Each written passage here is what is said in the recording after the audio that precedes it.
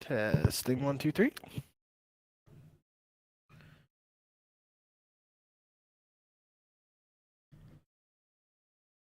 Yep.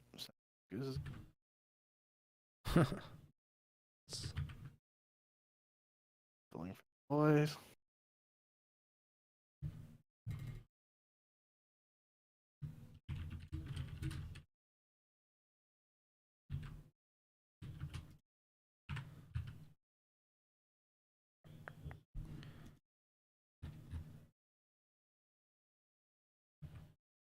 Link.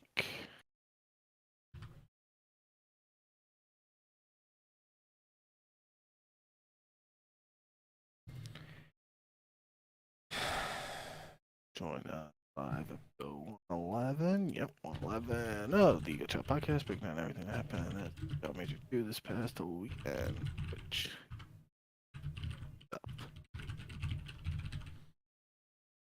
FaZe up. I'm so smart for picking FaZe to win. Like, I just can't believe it. I was reverse jinxing them.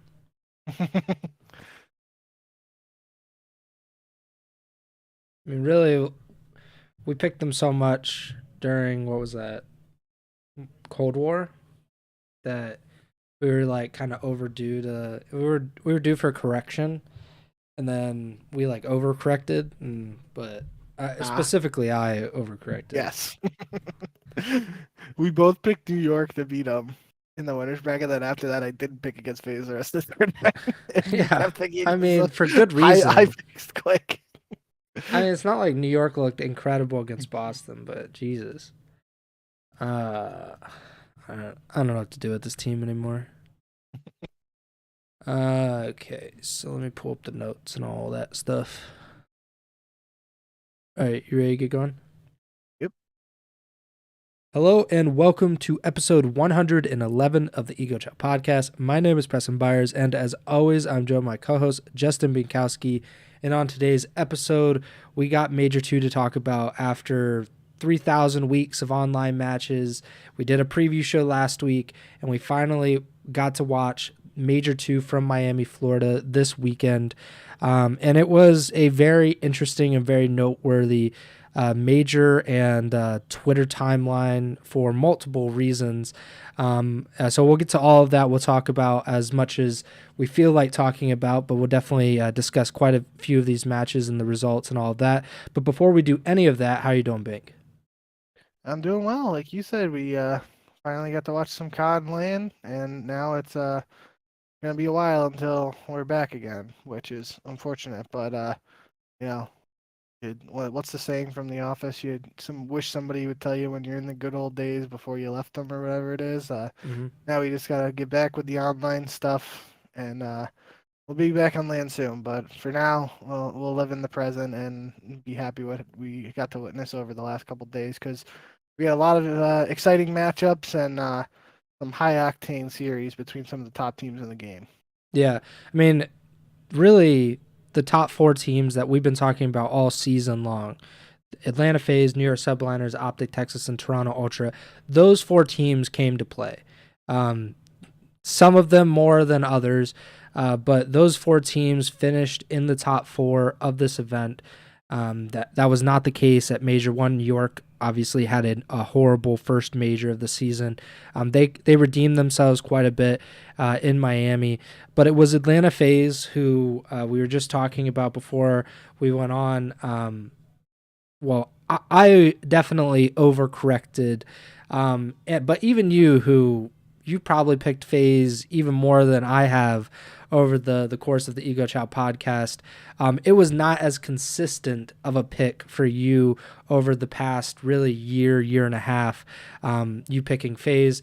Even at this tournament, we both picked against them in at least one match, and they proved us wrong time and time again.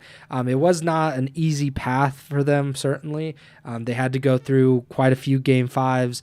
They did have to beat OpTic Texas multiple times, but they still got it done. They still got a major championship. So I think they've won an event in all but 1 year, I believe. I think it was Cold War that they finished like second like 3 or 4 times, and I don't No, think they won a Cold major. War. Cold War was when them and Toronto won everything. Then what was the one after this? MW2 then, right? Because there was a season where they barely won anything, or I don't even think they won anything. But regardless, they. Well, last year they won Major 2 in Boston. So what That am was I it. thinking of? So let me look up Not sure. Atlanta FaZe. But they now have won a major. They are, I think, definitively the best team, considering Toronto has, they're not bad or anything, but they do seem to be kind of falling by the wayside. And FaZe has looked, incredible. They looked incredible this weekend. They finished second at the first major of this season. Anything? What jumps out to you when looking at this entire run? FaZe beats the Thieves. They beat New York, and they beat OpTic twice at Major 2 to win the championship. So, what jumps out to you? What is the kind of the most surprising thing, or is there anything that you were really impressed by with FaZe this weekend? Just to go back on your first point real quick, it was Vanguard. They didn't win anything because they came second at Major 1, second at Major 2, second at Major 3, third at Major 4. Still came in first overall for the season though, and second at Champs. But to answer your question about FaZe's performance, I think it's very important to just remember heading into this tournament, they literally lost to LAG, who were previously winless in the Major 2 online qualifiers before that victory over FaZe. And that was, I don't want to say it was a massive red flag, but it definitely raised some concerns and some doubts around Atlanta, especially in terms of search and destroy, which the Atlanta brand and the trio of Simcelium and aBeZy have been well known for over the years, because they went 5-2 in the qualifiers, I believe. They lost 2 searches to New York and 2 to LAG. So there were some questions there heading into it. And then in their first match against the Thieves, it was very possible for Atlanta to win that one 3-0. I remember seeing some clips of was it Nadeshot reacting, or I don't remember now who it was, but some people saying that LAT wins it was 3 invasions to start that series. They win the hardpoint 250, 173. The Surge goes to a game 5 round 11, and then LAT wins the control 3-1. So if that round 11 goes another way, that's a 3-0 for LAT, and this entire tournament is flipped on its head, right? So after a very close series against LAT, who still, they definitely improved in the Major 2 qualifiers over their Major 1 cycle. That plus the LAG loss heading into the major, setting up a matchup against New York, who they also lost to in the qualifiers. Both of us were thinking New York were going to take that one, and they didn't. Obviously, Atlanta won, and kind of flipped the script there because it was a 3-2 series, but this time Atlanta won both searches, and that obviously wasn't the case when they played a couple weeks ago online. So from that point on, I seemingly learned my lesson. I said, okay, now I always preach don't pick against FaZe. They don't give me a reason to, and all that stuff. From then on, I was picking with my heart a little bit and not picking against them. But seems like that I don't really know. I can't really pinpoint exactly when it would have be that like it was like they flipped the switch. Because after that New York series, they just play OpTic twice, right? So, it's kind of hard to pinpoint it and really say like what the case may be, but that's still that they had a 3-1 against OpTic. That was a really close series. In the winners finals, 250 to 237 in both hard points. Atlanta won a round 11 search on terminal that OpTic won, and then a 3-1 in the control. So actually, the control was probably the least close. Which anytime you don't see a 3-2 control this year, it kind of jumps out. But saying the Control is the least close map of the series kind of should speak volumes to how close the series was overall. And then it's a 4-1 in the grand finals, where again we see a repeat of that terminal search with a round 11 win for OpTic. So OpTic goes 2-7 map count against Atlanta on the weekend, and their 2 map wins were round 11 terminal searches. So again, same logic as the LAT series. If you flip those, then it's potentially 2 sweeps for Atlanta against OpTic. But regardless, they didn't win anything other than 2 terminal searches specifically, and both were in round 11. So kind of dominant performances there, even though again in the grand finals it wasn't as close technically, and splitting hairs, but it was 250-237, the 2 hard points in the winners finals. Grand finals was 250-224, map 1, and map 4 was 250-227. They're both really close, came down to the wire. I remember that skid row in particular it really felt like it could have gone either way towards the end, and technically all of them could have, because they were so close. But then we had a 3-2 control, and the final map even was a 6-4 search. So really, despite the 2-7 record for OpTic against Atlanta, all of those 9 maps that they played were incredibly close. And you add that to 2 3-2 series wins for Atlanta over LAT and New York. That's a really hard fought championship for FaZe, which, even heading into this weekend, saying we weren't even sure if Atlanta was going to,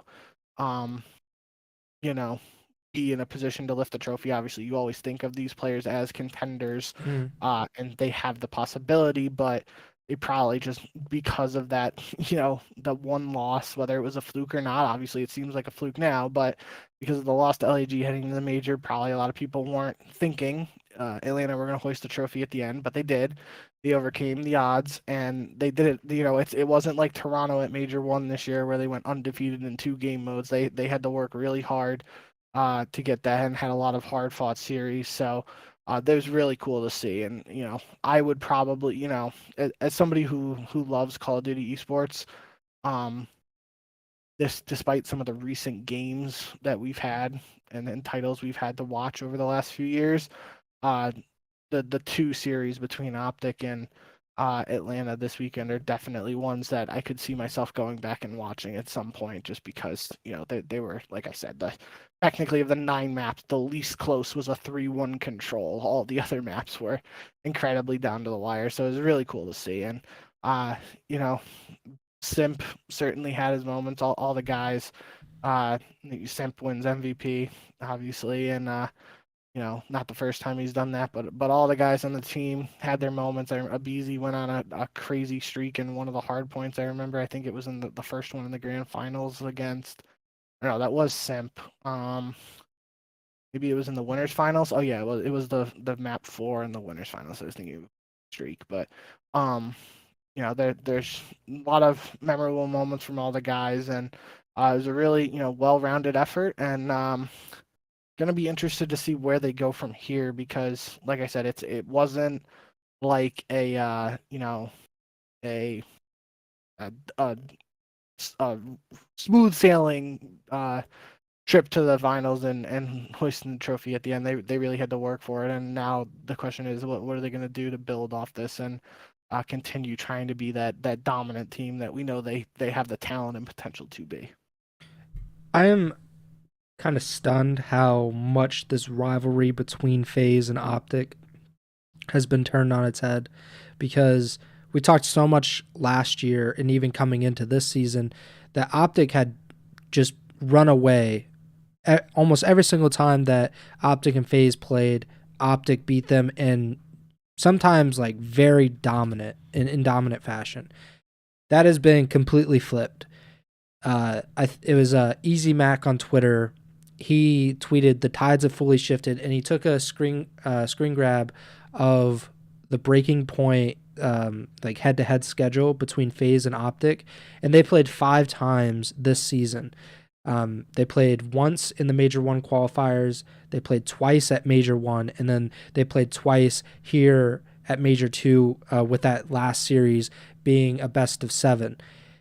FaZe won all 5 of those series, and they only lost 5 maps total. They are 15-5 in maps against OpTic this season. The only series that even went to a Game 5 was the first series at Major 1. It was a 3-2 win for FaZe.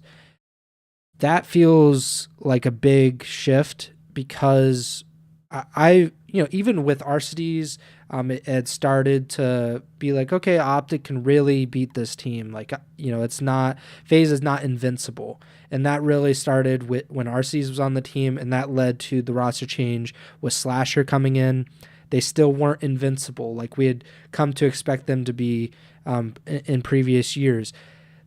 This team, granted, they are kind of, maybe they're not invincible, but they're getting to that point, I think, with FaZe that, yes, they have close series. They've always had some of these like weird matches where they go to Game 5s and you're like, when they played LAT to start this tournament, it's like, why are you going to Game 5 with a team that has been struggling to kind of find consistency in some of the game modes that you've been dominant in?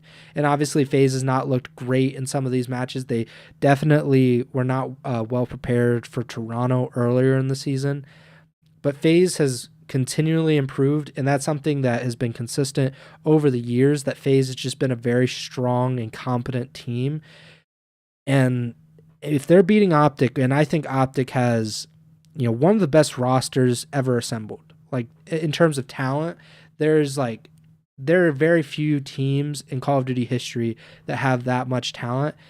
And FaZe has not had that much trouble. Obviously maps are close, but they've been able to pull out map after map after map. 15-5 in map count over 5 matches, which isn't that small of a sample size. Like, that's 20 maps that they played against OpTic on LAN, and mostly on LAN with a few online matches. So I'm just really shocked to see how FaZe has been so good and so quickly. They've really rebounded from losing to Toronto, and maybe that was a big driver, but I also just think that it was always going to be like this. When you add DRAZAH, who was incredible with LAT over the past few years, to a team that has they probably have the best trio in Call of Duty history in Celium, Simp, and aBeZy. Like, those guys have all of the chemistry, all of the experience together that you need to win championships. And you add in a player, maybe, personality-wise, he might not fit the way that you might expect, because they had so much success with Arcitys. I don't see Arcitys in that same personality as DRAZAH. They had some success with Slasher. Slasher's more, he's closer to DRAZAH than Arcitys, in my opinion, but still not to that level. But they're incredible, and I'm just stunned that they continue to do it year after year. That they are now they're the top team in the CDL in terms of just status, but also in terms of standings. They're the number 1 team in the standings, and that has been a year after year thing as well. I think they've finished first in the standings every single season in CDL history. And if they're going to play even remotely close to this, then they're probably going to go for 5th straight season. I do feel like it needs to be said, regardless of the Twitter beef and stuff like that going on between DRAZAH and Scrap, we haven't seen the FaZe and Toronto play each other on LAN since all that started, because I believe that started after a Major 2 online qualifier. Yeah. And obviously, I think FaZe swept that one. And then that was after Toronto beat them twice at Major 1, right? So technically Toronto is still undefeated against Atlanta on LAN this season. Despite, Atlanta's success against OpTic, and they beat New York here on LAN. We still consider New York in that top 4, especially after this, but they, didn't have the chance to play them on LAN at Major 1 just because of New York's poor performance. So, definitely, everyone has, whenever Toronto and Atlanta play each other for the rest of the season now. That's going to be penciled in and encircled on the calendar. But certainly the first time they play each other on LAN after all this stuff, that's gonna have like, triple red exclamation points, whatever you want to do to emphasize it, underline 3 times, like that's gonna be the big one, and that could be a huge, test of what both of these teams are capable of. Especially, Toronto didn't have the best performance this weekend. Obviously, it's hard to really say that and compare because they played so dominantly and technically flawless in 2 modes at the first major, right? So almost anything outside of repeating that same success at major 2, like they could have won this event and lost a couple hardpoint searches and it still would have been technically a worse performance than major 1.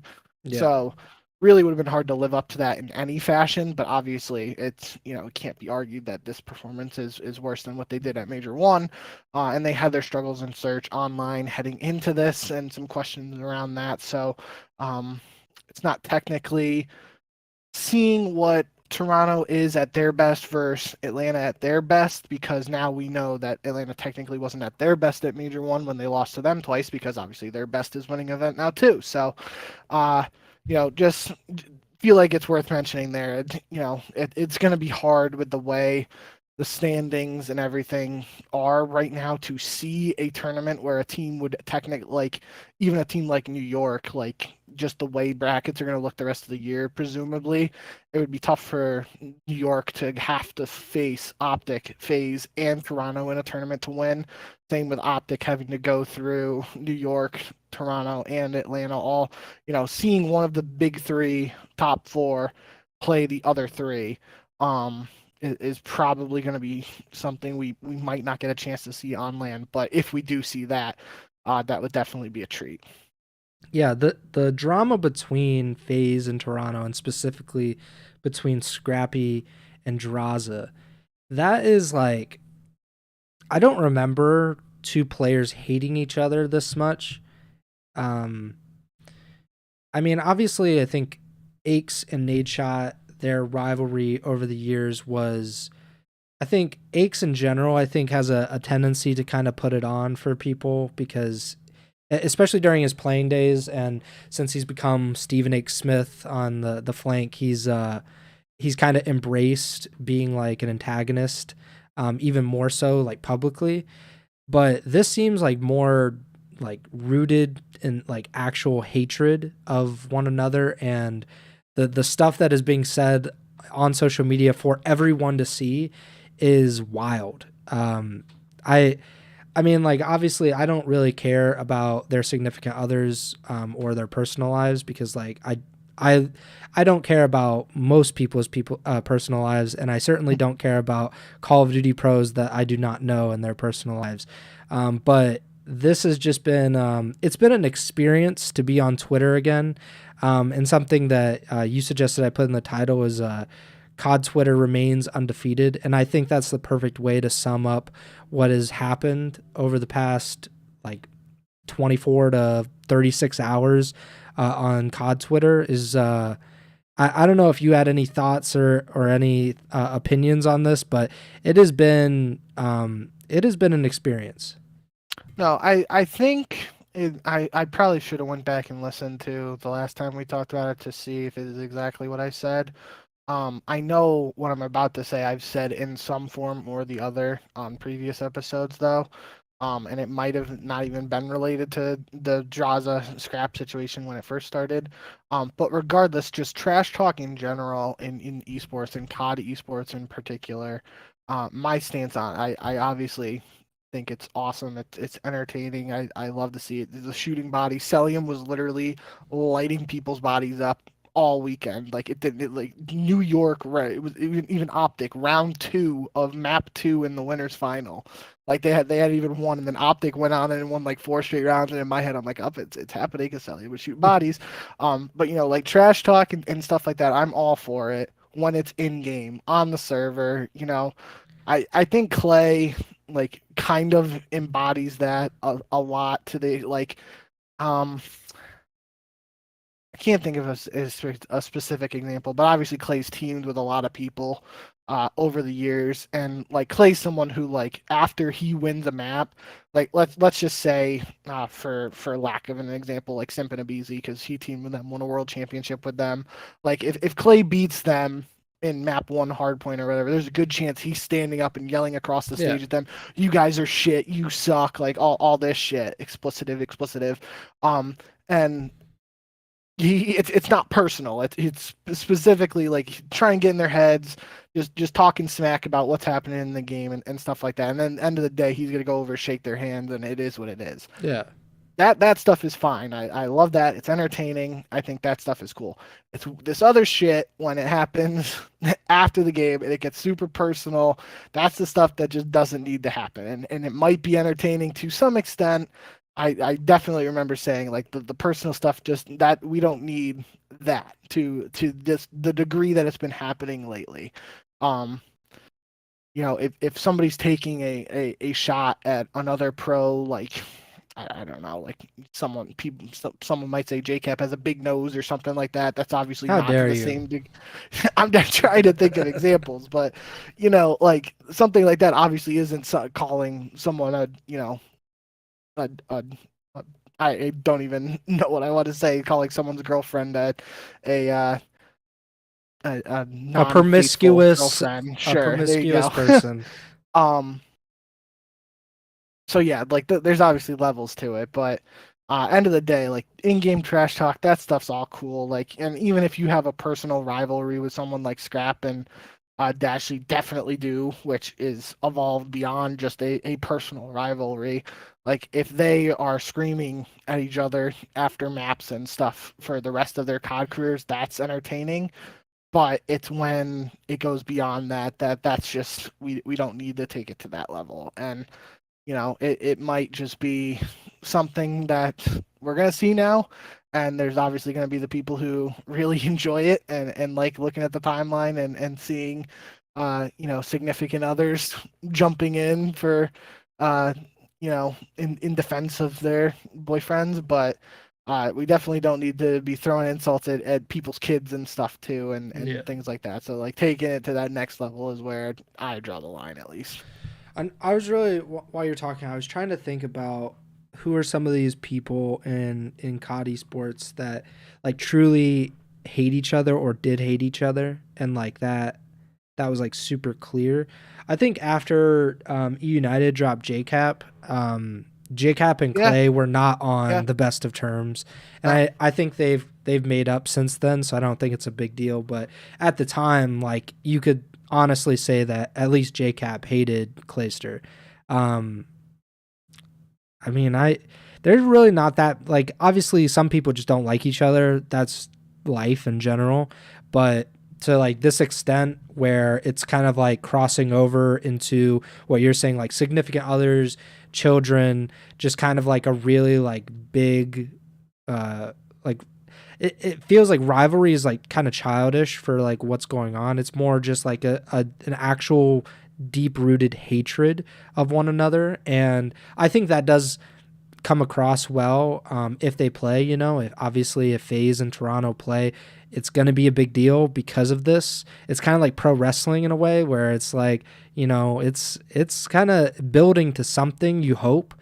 But you also hope that it doesn't go too far if it hasn't already. And I'm not like the moral police, like whatever these people, like we're of the mind, like if you want to be crappy to each other and kind of like air out your dirty laundry on social media, that is your prerogative. Like none of these people are children. Like I mean, there is like one child in this, but like that, like it's Scrap is 20. yeah. But like these people are legal age, doing stuff that I would not recommend doing in the public light. But also, like, if you want to be messy, please be messy on Twitter, because that's where everyone will see it.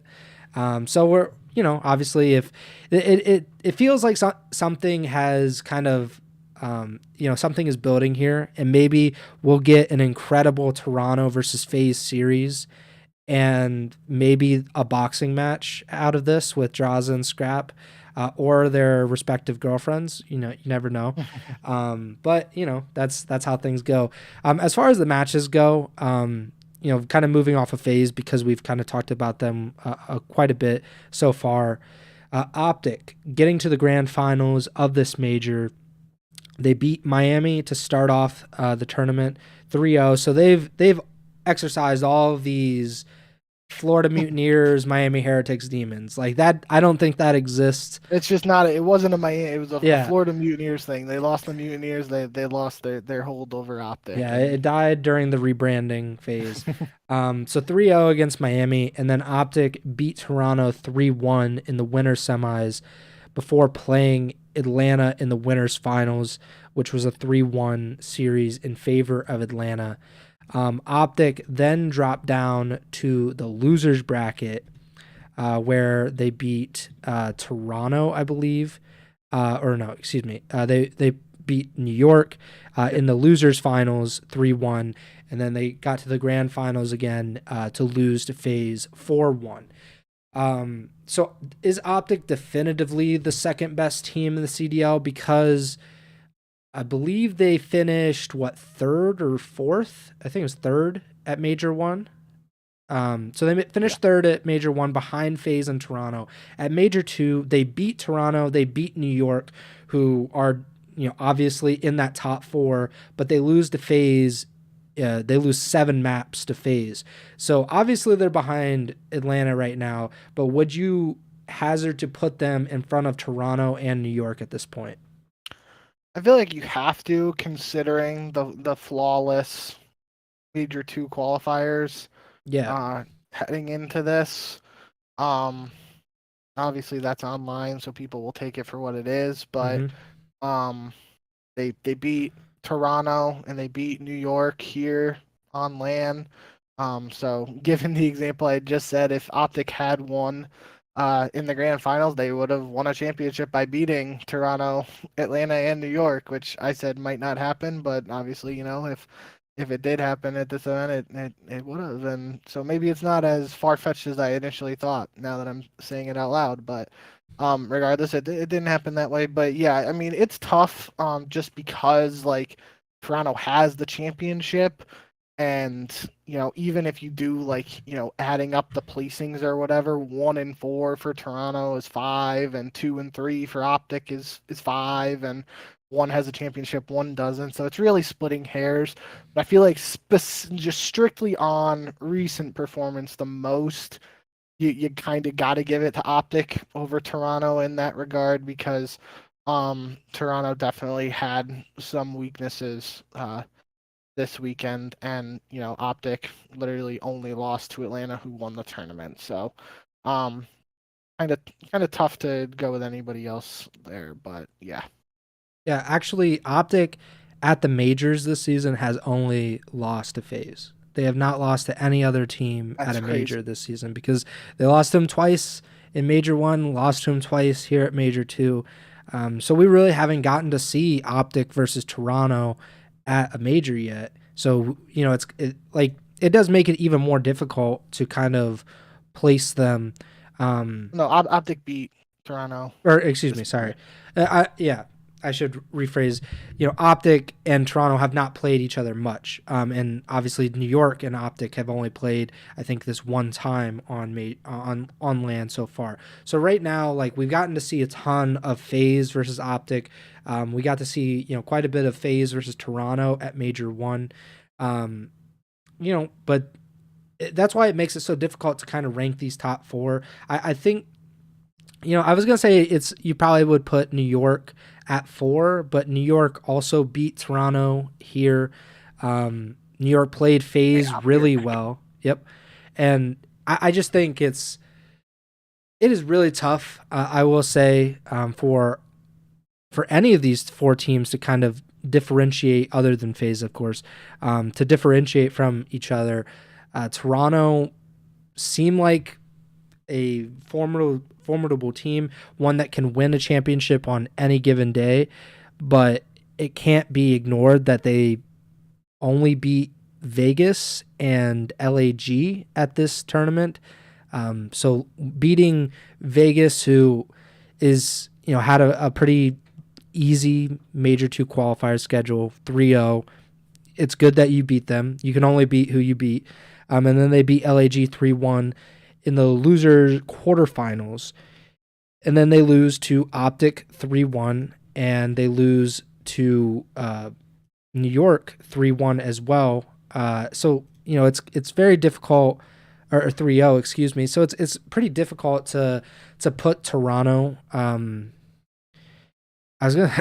don't know where to put them. I think I honestly would probably put Toronto and New York in a tie for third, fourth, and then OpTic at second, and FaZe at the top of the CDL by far right now.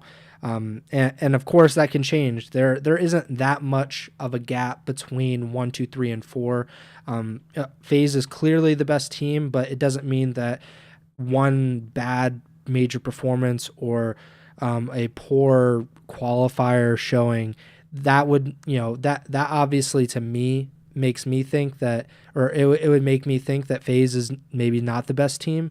But right now it's pretty difficult to put anyone else at the top. But then I would put OpTic at second, because OpTic, they beat Toronto and New York this weekend, and that can't be ignored. That can't be overlooked. They've only lost to FaZe at the majors, and that I feel like maybe OpTic would be the best team, or they would have a better argument if they didn't have to go through FaZe every single time. But right now, I would say FaZe number 1, OpTic number 2, and then a tie between New York and Toronto for 3 and 4. It's pretty hard to put one over the other at this point, especially since New York performed so poorly at Major 1. Outside of those top 4, it's a crapshoot. I don't know where to put any of these teams. Major 1, Minnesota finished 4th. And this Minnesota finished, I believe, tied for top 7, top 6, 7. And then you got LAG somehow, some way beating LAT, beating Minnesota to win 2 matches, more matches than they won the entire qualifiers. And that was the qualifiers that they beat Atlanta FaZe. So LAG by themselves, I think that team is an anomaly. I have no idea what to make of them. What do you make of them, Bink? LAG? Yeah. Yeah, I mean, we were kind of talking about it before we went live. Like, they just played so much better on LAN than online. It makes you wonder, based on that, you kind of almost have to have them in that echelon, like right after the top 4, right? Like they have 2 top 6 finishes now on LAN, despite the online performances. That bodes well for them, especially in this season's structure where you're getting more CDL points for LAN wins than online wins. So, the way Carolina played this weekend, you could maybe make the argument that, and Fellow confirmed to Breaking Point in a post-match interview, that the team was playing like from separate locations and they're moving all to North Carolina after this event.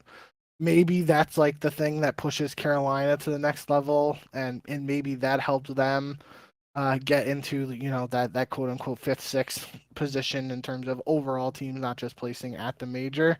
But yeah, I think it was like there was a clip of Ben on the flank when Legion lost to Carolina. He was like, God damn it, nobody wants to be the 5th best team in the league. And I think that's kind of like, it's funny to think about, but it's kind of like, true at this point. Like, there's so many crapshoots,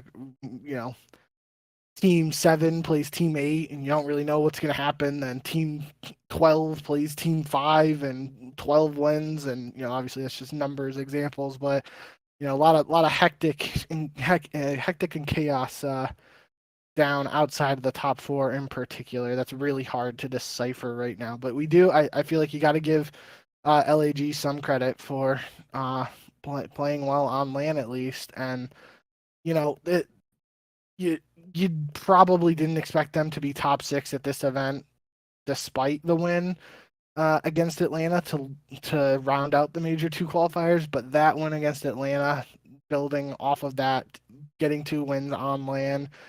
Are we going to fall into a trap now where we think they're better than they actually are when we go back online for the major three qualifiers, or are they actually going to build off those victories, and turn the corner, for lack of a better phrase, because technically they are the last team to beat Atlanta so far. So that's interesting. Have you looked at the standings lately? Or The like season overall season? standings, yeah. No. Can you guess who's the fifth team? Who's fifth in the standings? Well, Minnesota got 4th and 8th. So I feel like that's better than LAG's 2 6s. So I'm gonna say Minnesota, but I feel like that's not true. Now it is Minnesota. They have 100 CDL points, but the Las Vegas Legion and the Los Angeles Guerrillas are tied for 6th, 10 points behind Minnesota. So we live in a universe where the Los Angeles Guerrillas and Las Vegas Legion could be the 5th and 6th best teams in the CDL at this current moment. And hey, I mean, heading into this weekend, I probably would have said Vegas just because of how well they played in those online qualifiers. Obviously, it didn't necessarily go that way for them this weekend. Like they play Ultra, and we kind of expected. We got all the matches right Yeah. on Thursday, the first day, because the top 4 beat a team ranked below them, and that was kind of expected. From that point on, I think I said it in the last episode that, like, if Legion falters after dropping the loser bracket, then it would be hard to uh judge where they're at. And obviously losing to Carolina, who I believe they beat in the online qualifiers in the last week, or maybe the second to last week. Yeah, I think so. But they still did get a win over Seattle. Seattle's kind of just, they're I don't want to say they packed it in, but They're dead.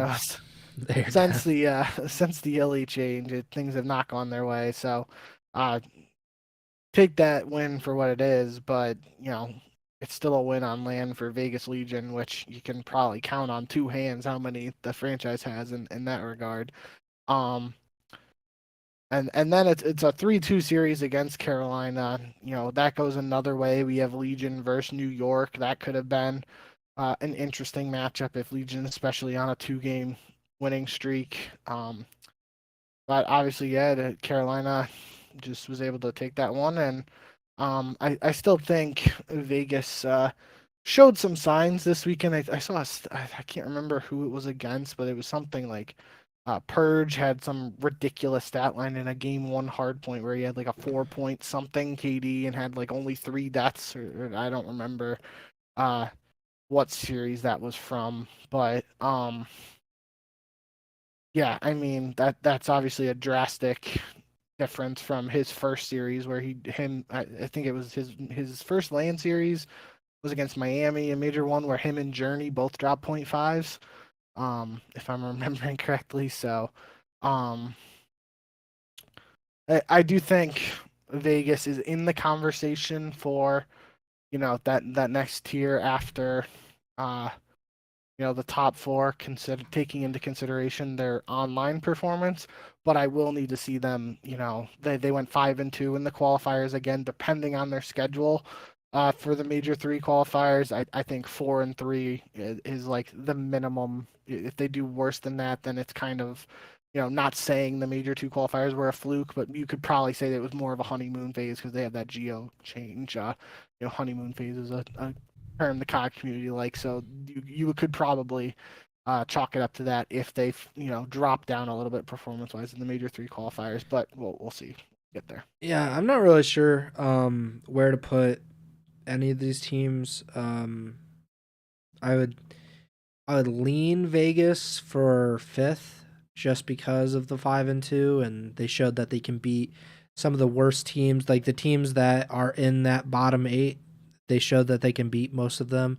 Granted, they did lose to Carolina, and Carolina is also kind of inconsistent when it gets to online. Like you said, maybe it could change once they all get into one area and they're able to kind of like, use that to their advantage. But like obviously, like in terms of like power rankings, like Miami is dead last. Like I'm done with them. Like roster change could change it, but they're winless on LAN. So like, and they did not prove to be some formidable opponent online in the major two qualifiers either. So for me, Miami is dead last. Boston, I think we got to talk about them at least a little bit, just from the like, not even like specifics, but just this idea that they are actually dead last in the standings so far. They have 50 points, and they are last in the CDL, 10 points behind LAT, who have 60 points and are in 11th place. They are 20 points behind Miami and Seattle, and Miami won one or two matches like over the past like month and a half. So like I don't know. I'm not sure what Boston can really do at this point because they already made a roster change. They have a sub 30% match win percentage, which is the lowest in the league. They don't actually have the lowest map win percentage, which is interesting. They have a 41% map win percentage, which is higher than LAT, it's higher than Seattle, it's higher than Carolina, and it's higher than LAG.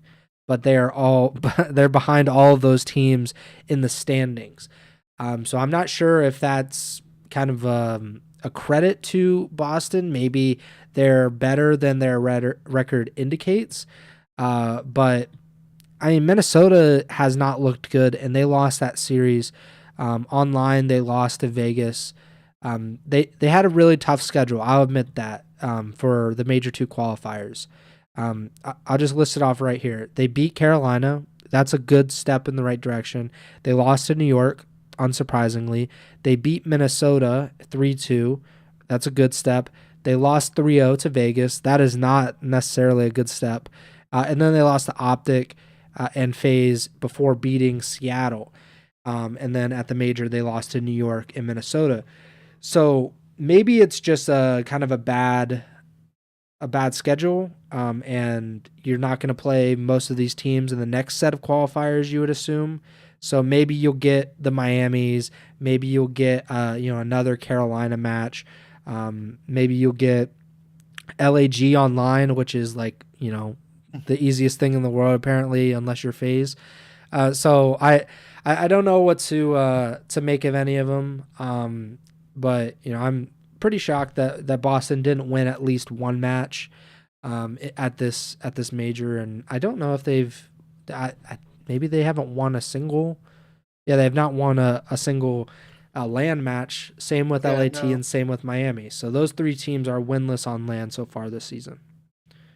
But yeah, and for Boston, I think it's weird because you look at the stats for this series against Minnesota, which is obviously the elimination one. And this if there's ever been an indicator of for the crew of like KD is and everything, it's this one, because I'm pretty sure I saw Accuracy do an interview with Breaking Point too, where he's like, yeah, we Neslo'd the shit out of them, with Neslo referring to winning 2-3-5 and not winning a hard point. That's what happens here, and it's reflected in the KDs because Boston wins the 2 hard points. Every single player on their team has a positive KD. Every single player on Minnesota has a negative KD, and they win the series. So, that's interesting, and that stands out to me. But, I'm not really sure what the answer is for Boston. I feel like they might stick it out, but at the same time, this is technically the halfway point in the season in terms of that it's major 2 is done. There's only 4 majors this year, and after that, if you don't qualify for champs, your season's over. So it's technically the halfway point, especially that's what Boston's got to be looking at considering their position in the standings. But do I think like a one-person change really fixes anything for them? I'm not sure. I think it might have been Breaking Point again mentioned, or somebody on Twitter mentioned that outside of the infamous Volk event that LAG won with Slasher and Asim together, That duo of Asim and Slasher have come in last in every tournament they've played. Uh, don't quote me on that, but I believe I saw a stat of that, which is just absolutely insane if it's true. Um, and that's not to say I think that means Boston has to separate them for for the sake of some weird coincidental stat like that. But regardless, yeah, I think Boston has shown in its early history now in the CDL that they are a more proactive organization in terms of being willing to make changes. So I wouldn't necessarily be surprised if they did do something. At the same time, they kind of seemed reluctant after Major One to make a change, and it was like I believe Zed like put out a statement like, we don't really want. It was something along the lines of like, if we make a change now, it's like admitting the roster we put together is a failure or something like that, and then they end up bringing in Asim for Capsidal, and then that means this roster's only really been together for what, 6 weeks, 7 weeks, if you count like a week before the qualifiers. So it's 5 weeks of qualifiers, a week for the major, and however many weeks of practice Yeah. they had before that. So less than 2 months. Yeah, 2 months at the max. And I don't know. I just don't know if one change is really gonna fix it. Um, and you certainly feel like even if you make a one person change, like you get rid of Slasher, that's only proved to not really work well for teams in the past, and then dropping Rista, who's a reigning world champion, is a questionable decision, and drop Asim, who's your most recent pickup, that kind of like is like, well, why did we pick him up in the first place? And then Snoopy is supposed to be like your young rookie you're building around, so it's not really like a cut and dry situation where I feel like there's you know, one person to signal out and replacing them will make Boston infinitely better. That's definitely not the case in my mind, and I will be interested to see what the organization does. And I feel like like I said in the past, we've heard what Zed said. After Major One, it might be a case where whether they do or don't make a change, we hear some sort of communication from the organization in terms of where their head is at heading into Major Three qualifiers.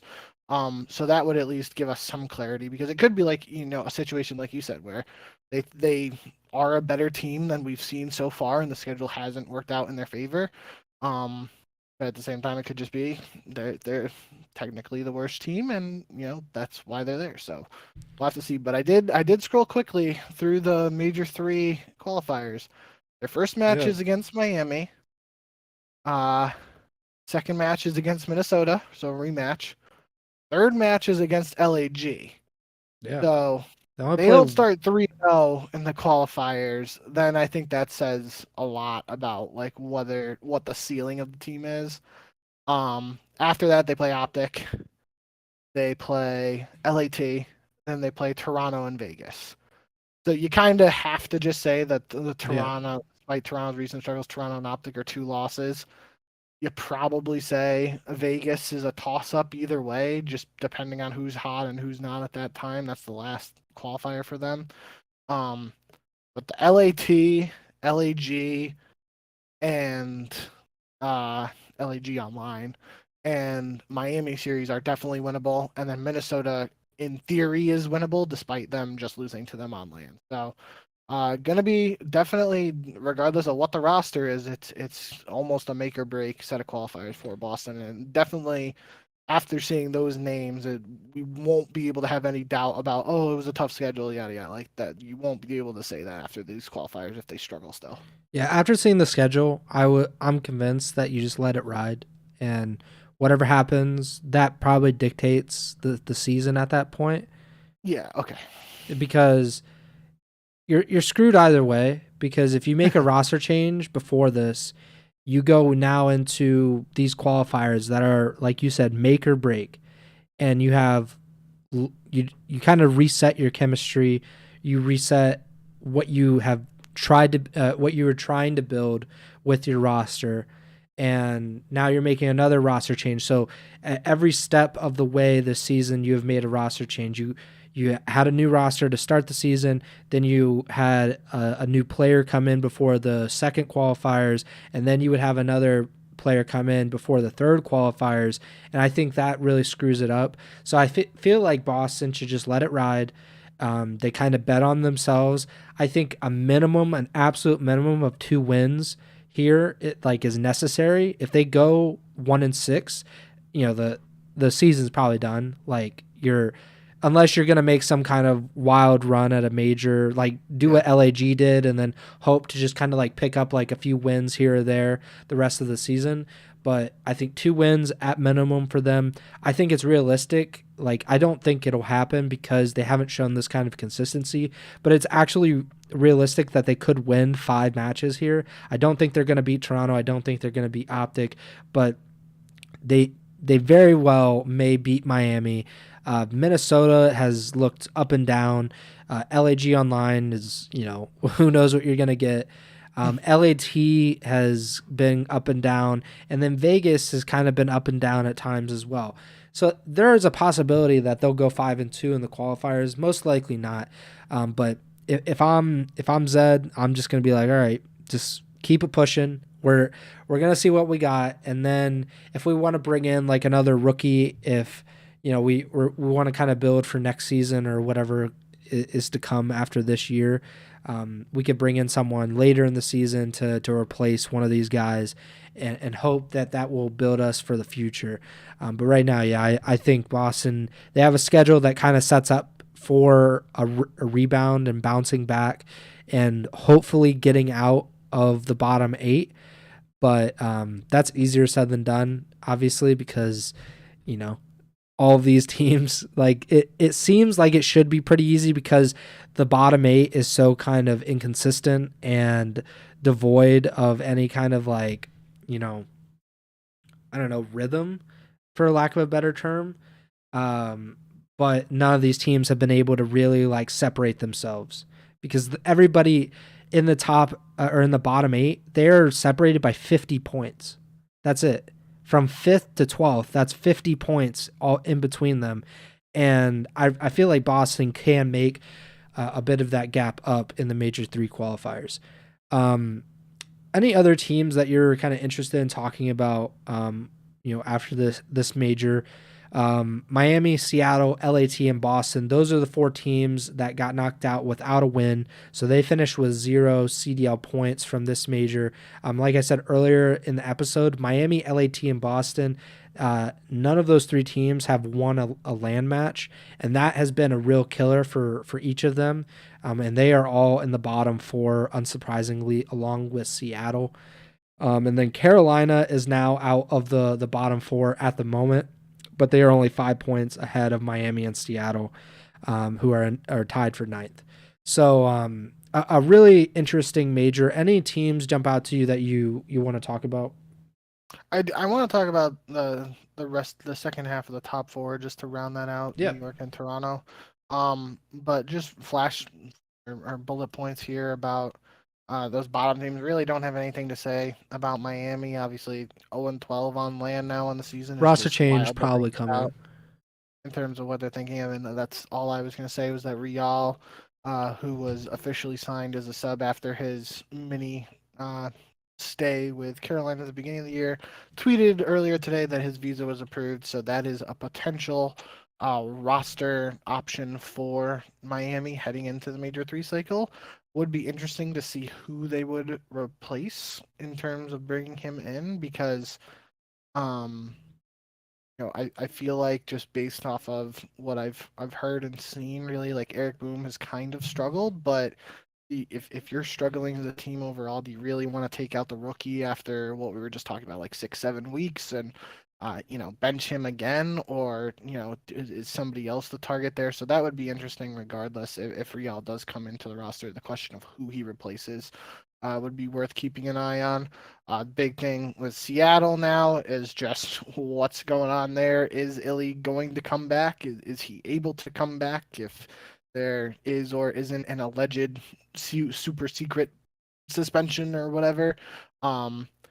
If Illy is still not in the lineup for Major 3 qualifiers, are they able to make some other type of change to improve? Other than that, not much to say about them. And LAT, I guess that's the probably a frustrating one for that camp just because they Sure. beat LAG online heading into this major, and that was one where you're kind of like, LAG has kind of dominated the Battle of LA in the CDL era, and uh, after that recent online success, we were both thinking, and we both predicted LAT to beat LAG, especially coming off of a very close match with Atlanta FaZe. But obviously that didn't seem to matter because LAG beat Atlanta FaZe online, and then they were able to beat the team that seemingly played Atlanta very hard on land the day before. So, not sure what to make of that out of LAT. Again, we've kind of talked about it at length now this year, the financial situation with LAT and whether they made more roster moves than I personally was expecting, just in terms of um, being willing to spend money on getting two players, while also keeping Joe Deceives as a sub, so he's technically still being paid a salary. So that's interesting, and I wouldn't necessarily say that I think they're gonna make a change, but I didn't think they would make a two-person change heading into the Major 2 qualifiers, and they did. So maybe they make another change here. Well, that'll be something to keep an eye on. But I would kind of tend to think they probably don't. Um. So yeah, I guess outside of those, we talked about Boston. Those are the bottom four teams from the Major. We kind of already talked about Carolina, Vegas. Didn't really talk about Minnesota too much, but they had a win over Boston that we talked about where they won the searches and then they lose to LAG. So not much to make of that. It will be interesting to see if combining that with their struggles online, if they consider making a roster change. They're kind of one of the wild cards in my eyes.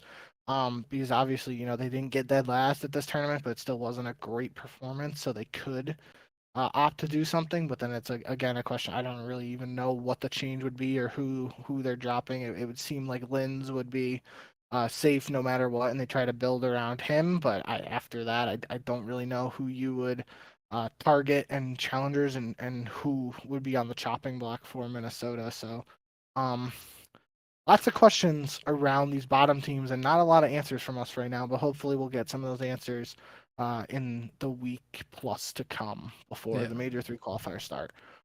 In terms of New York, I think it's worth, just highlighting that, that they're a really good team, and obviously they didn't put up that performance they wanted to at Major 1, but this tournament was definitely more indicative of the potential of the squad. The one thing I did want to highlight that really stood out to me was against Atlanta FaZe. They were playing Invasion Search in Game 5, and Hydra pulled out this just ridiculous wallbang spot where the building ice cream on B bomb site might as well have not even been there. He was just shooting through 3 walls of concrete and perfectly hitting the guy planning technically what you would think would be a safe plant, but because of the wall bang angle, he's like back embassy, just shooting through the building shooting at the outer corner of the bomb, and he gets the kill. Obviously that's just one example, and then they tried to do it again, which just you get you pull a trick off like that against Atlanta FaZe, you think they're gonna fall for it twice. That's probably Don't get greedy. Yeah. And it didn't work out the second time for them. But regardless of the result of that spoke testaments to me about what New York as a camp is like doing behind the scenes and stuff. I can't remember who it was against, but Sky, it was on Karachi S&D. Was it against OpTic? Did they play I'll look it up. OpTic? They played OpTic in the third place match, right? Yeah, it was. So it was on in the loser bracket finals. Skies had a 3-piece card nade in the game 2 search. Kenny also had a 3-piece nade on terminal against FaZe, so it wasn't the only one, but just speaking of New York, they are clearly putting in the work behind the scenes. Like that's the spot on Invasion isn't something you just randomly come across. Like that's you're getting in the private match, you're trying stuff out, you're testing and experimenting. And if the players aren't themselves, then the coaching staff is putting in that extra work trying to find that stuff. So that has me really excited for the potential for New York to grow even more. Um, cheesy spots or trick spots, whatever you want to classify that out, that they can only get you so far. But just the principle behind that is like there would be a lot of teams that would be complacent to not even go that extra mile and like try to discover that kind of stuff. Hopefully that makes sense. And Yeah, yeah. that the point I'm trying to make is that regardless of the specifics of what happened at this event for New York, that instance of like just showing off something, and people always say like you don't want to teach until champs and you want to save like tricks like that until champs, because then after champs it doesn't matter if people know, because they can't play in any matches that matter at that point. But it is interesting to see them bring something out like that now, and it really has me excited for the prospect of what they could also be cooking up behind the scenes in New York. And obviously they have a super talented roster, so this is obviously a much better performance than Major One. Not quite to the level of the New York team last year, where they would have to win the rest of the events of the year to match how many event wins they got last year. But regardless, this team is really talented, has a lot of talent, and the potential is there. So that is exciting. And yeah, that one example really stood out to me, not only in terms of what it meant at this event, but what it means for the team overall. And then Toronto, I think I just tried to look it up. I can't find the breakdown of like their record just at Major 2 or the Major 2 qualifiers in the modes. But obviously, like I said earlier in the show, when you go flawless in 2 modes at Major 1, it's unless you do that again, it's hard to replicate the success from the first event. But there were definitely some weaknesses in search throughout the qualifiers and this event. For Toronto, that is slightly concerning. The bigger overall concern is that it seemed like Envoy was consistently struggling, and there were a lot of questions in the community around his performance. And he tweeted something after the event. So he tweeted on the 24th, which would have been Sunday.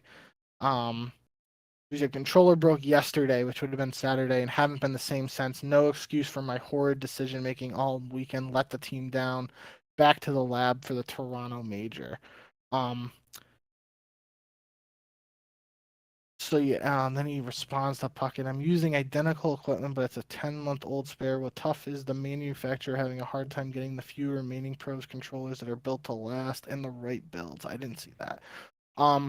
But regardless of the what's going on necessarily, it seemed like from a pure numbers perspective, when I was looking at numbers and stats for Toronto's matches, that Envoy was consistently underperforming than what you might expect from a player of his caliber, former world champion, someone you brought in to replace a player like Hixie, who seemed to be in that position where he was always the guy, not putting up the numbers. And we've had that talk before, where you can't have everybody putting up numbers, especially when you're on a team with guys like Scrap, Kleenex, and Insight. If they're all going like double positive, somebody is just obviously that fourth guy obviously isn't going to be able to get the kills, yada yada there.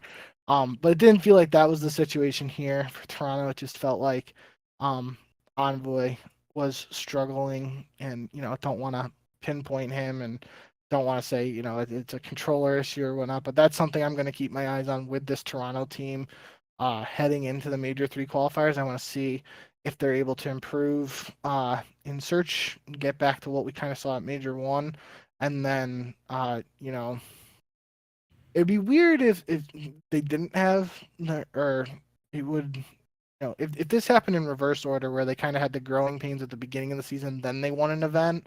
That would make sense for more of a new roster, but they were so dominant right off the bat with a new roster that now the struggle, it just doesn't really make sense to me. You can't really blame that on like chemistry or new roster change sort of thing. So I don't know where my head's really at with Toronto, but that's what I'm definitely going to be looking at Envoy, see if he's able to improve. and get back to the level that we expect of a player of his caliber. And then just S&D overall for Toronto, see what they're able to do. They have another strong coaching staff there with Joe, former pro, and Flux. So they have the potential to put in the work. It's going to be a question of whether they do and what they're able to cook up here ahead of Major 3.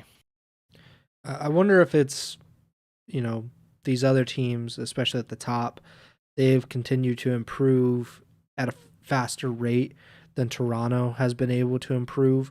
And obviously FaZe has looked incredible. Aside from a match here and there, LAG match notwithstanding, but on LAN, they've only lost to Toronto this season at Major 1. OpTic looked really, really, really good this weekend, but they've only lost to Atlanta on LAN this season. Toronto, I and New York to an extent, it's just concerning because they don't have, even in the dominant game mode. So for New York, their best game mode is unequivocally Search, and they did beat OpTic in Search in the losers finals, but OpTic won that series 3-1 because they won all of the respawns. Against FaZe, New York lost both Search and Destroys to Atlanta, but they won control and they won the second hard point. And I think that's a part of it. I think what we've seen over the past few years is that if a team is consistently dominant in one game mode, that goes so far for their consistency. And FaZe some years was, I think one year they were incredible in hardpoint, but not as great in Search, but they were still able to win a lot of matches because of that. And then it was the next year, maybe it was vice versa. They were incredible in Search, but not great in hardpoint. And right now, New York has kind of been subpar, above average, but like subpar relative to some of the best teams in the league in the respawns. And they've been, I think, a 75% win percentage in Search and Destroy, which is very, very good. But you have to be better than some of these other teams, and obviously they're not as good as FaZe in Search. They're not as good as OpTic in respawns, and that puts them in a really difficult position to kind of compete against those two teams. And as far as Toronto, what we saw from them earlier in the season, they were better than all of those teams, it seemed, in any game mode. But I think specifically Search and Destroy, they were dominant in. And that's kind of fallen by the wayside as well. They got swept by New York. Toronto lost to LAG in Search as well.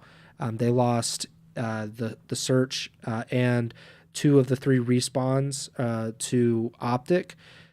So, obviously I don't think like back to the drawing board, completely, but I think the teams need to kind of reevaluate where they are relative to the competition.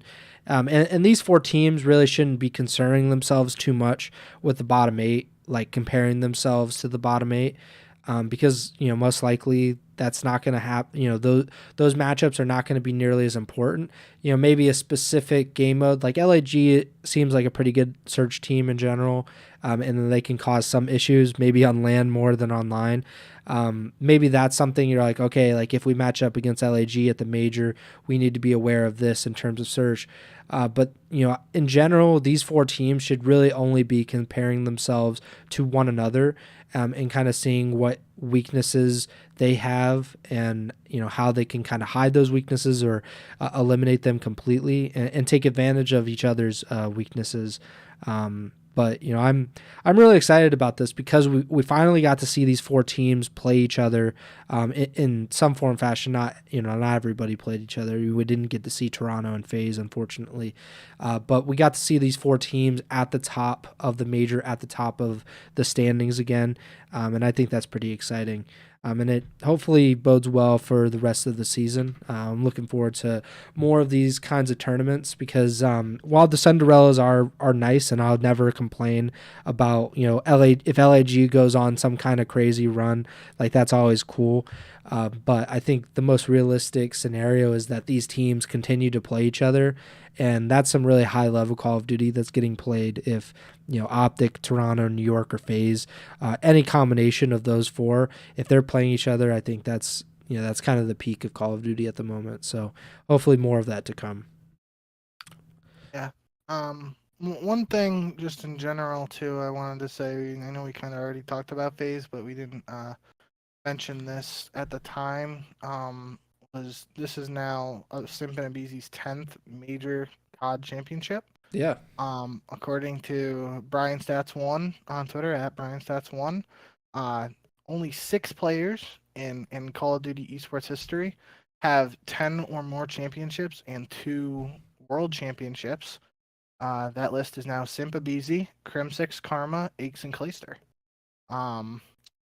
The one that jumps out to me, obviously not being on there, is JCap. Apparently, JCap is only credited with 9 major championships, which is kind of wild to think about. So now, technically, Simp and Abizi have more championships than JCap, which is wild to think about. But regardless of that, I think there was some discussion when that stat was shared on Twitter in terms of the age old now, like where do Simp and Abizi fit in the top Call of Duty players of all time, and we've kind of both been of that mindset for a while now that they're knocking on the door, and with every championship they get at this point, it's the whatever barrier between them and the quote unquote old guard, however you want to phrase it, that barrier shrinks a little bit, and they're still pushing them. So that's going to be something to see, and that's one thing I did want to say.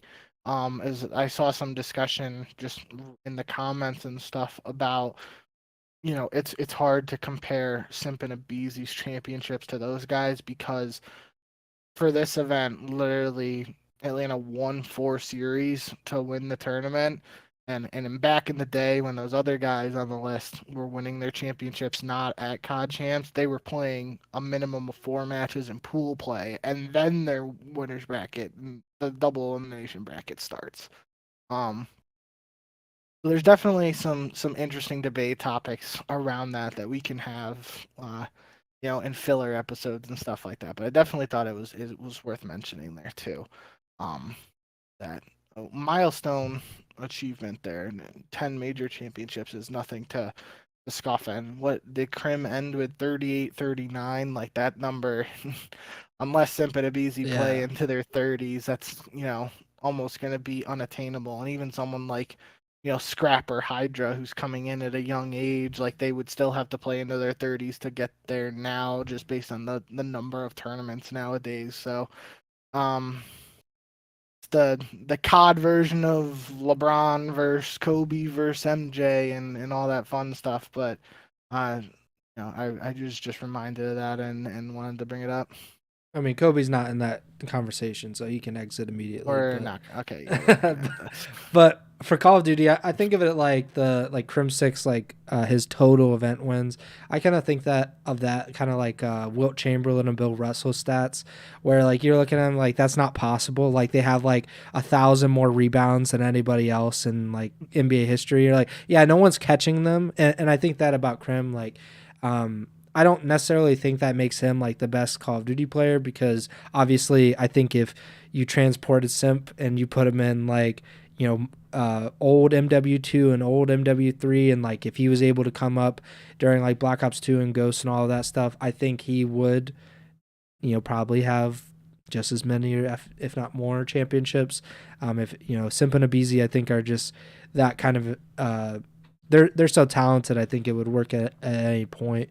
But yeah, I lean toward the NBA thing of like, I don't like comparing across generations, because like how in the world are you going to compare like LeBron to Wilt Chamberlain when they played 50, 60 years apart, and Wilt never even had a 3-point line? Like that feels like so odd. So comparing someone like, I don't know who was like incredible in like MW3 was what, Scump's game and JCap's game. So like and JCap obviously and Scump, they cross over with these guys, but like their peaks did not cross over. And I think that's really important. And with Call of Duty, it's game to game. Some guys are incredible one year, not so incredible the next.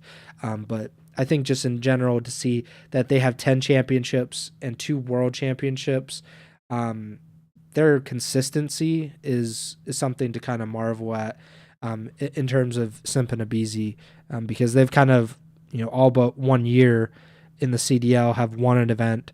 And of course, they won a back-to-back world championships with each other. So it's pretty cool to see. And yeah, we will talk about the GOAT one day because I have some thoughts on all of that as well. But yeah, that does it for the major.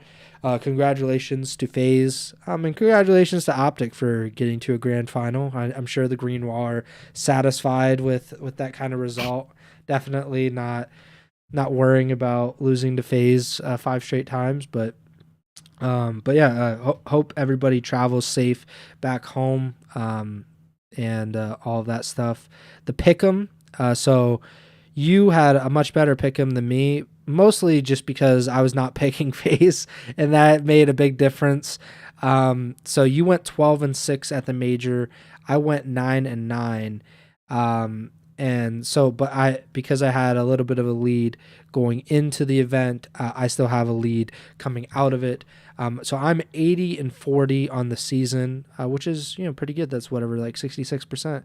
And you're right behind at 78-42 on the season. Tremor at 0.000% win percentage on the season. He's still 0-1.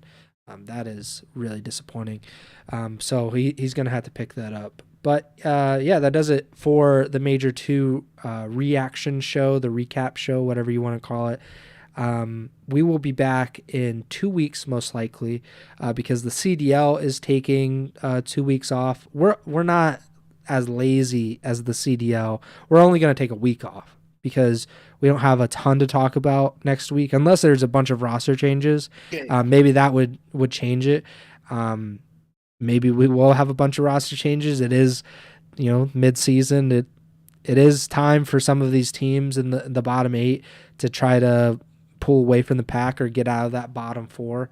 But we'll see what happens. But, tentatively, we'll be back in 2 weeks. So that's, somewhere between April 7th and April 9th. And we'll start talking about the Major 3 qualifiers.